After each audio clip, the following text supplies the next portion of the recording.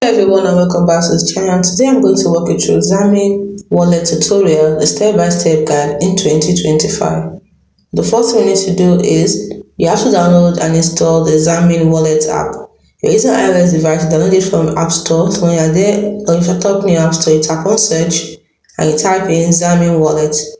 You need to have a version of 4.5.0 plus. That's what is required. Next, if you want to use an Android device, you go to Google Play Store. Then you have to enable unknown sources if you are side loading. But if you're not side loading, you can just simply type in Xaman Wallet. You see it, install it from there. Just tap on install and follow the prompt. Don't forget to always verify developer. It should be XRPL Labs. Next is to create a new wallet. So after the app has been downloaded, you have to open it, then tap new wallet. Read the disclaimer and set your strong 6-digit PIN. Please avoid using your birthdays or using 1, 2, 3, 4, 5, 6.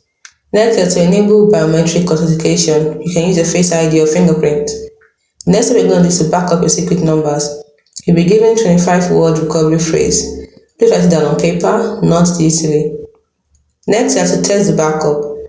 Tap Settings, then tap on Backup, and then you have to verify 3 random words. This is a pro tip for you. Use CryptoSteel or Metal Backup for fire water protection. Next step is the first deposit. You have to tap Receive, then copy your XRP address that starts with R. Next, you have to send the test transaction, 10 XRP minimum for activation. Wait for 3 to 5 seconds for confirmation. That's your XRPL finality. Step 5 is security lockdown.